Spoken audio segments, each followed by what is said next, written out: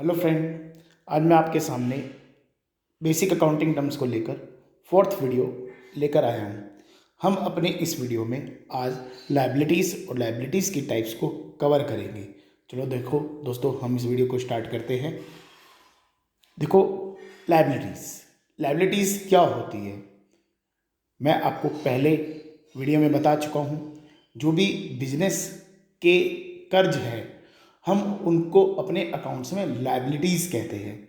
जो भी मेरे बिजनेस के ऊपर कर्ज है उन सभी कर्जों को, जो भी डेट्स है, डेट्स को हम लायबिलिटीज़ कहते हैं।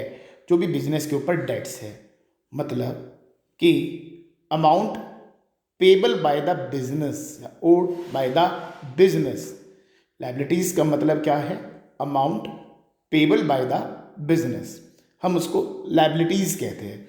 देखो दोस्तों, मैंने आपको पिछली वीडियो में बताया था लायबिलिटीज़ यहाँ पर बिजनेस की दो तरह की होती है। एक वो अमाउंट जो ऑनर को पे करना है, एक वो अमाउंट जो आउटसाइडर्स को देना है।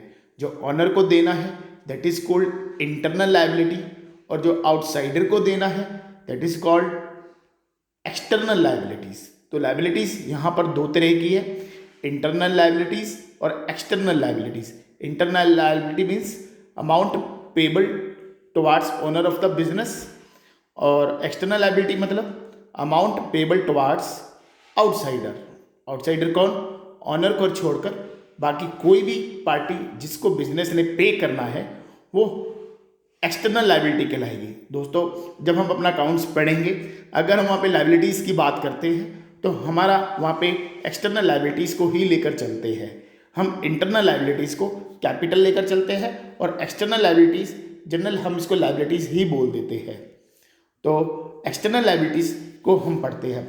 एक्सटर्नल लायबिलिटीज़ हमारे यहाँ पे दो तरह की होती है, एक नॉन करंट लायबिलिटीज़, दूसरी current liabilities.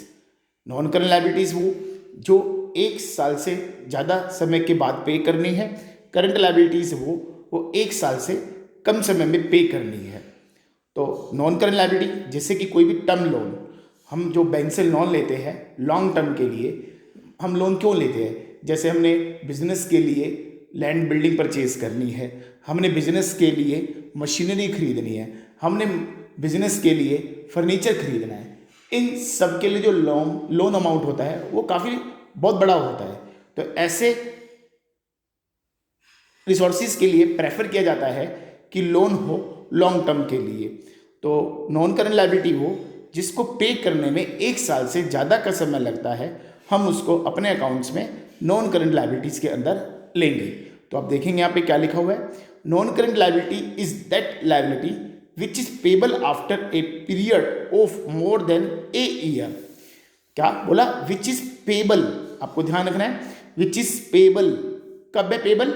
After a period of more than a year, एक साल के बाद, एक साल से ज़्यादा समय के लिए बाद जो पेबल है उसको हम नॉन करंट लायबिलिटी कहेंगे।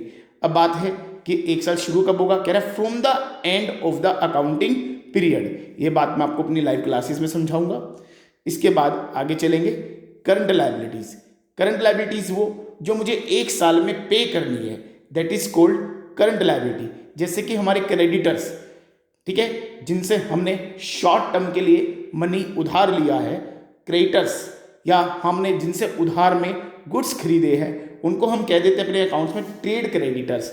या हमारा कोई भी अनपेड बिल है, हमने यहाँ पे अनपेड इलेक्ट्रिसिटी एक्सपेंस के बिल की इमेज ली है, तो आप समझ गए होंगे ये हमारी करंट लायबिलिटीज़ है। इन सभी लायबिलिटीज़ को हमें विद इन 1 ईयर पे करना है। ऐसी लायबिलिटीज़, कौन सी लायबिलिटी?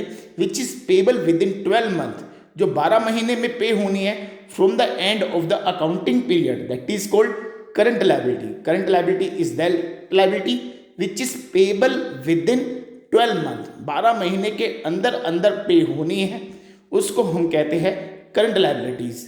इसके एग्जाम्पल है my dear, creditors, short term loan, कोई भी अनपेड एक्सपेंस है, और भी इसके बहुत सारे एग्जाम्पल है जिसको हम अपने आने वाली वीडियो में कवर करेंगे।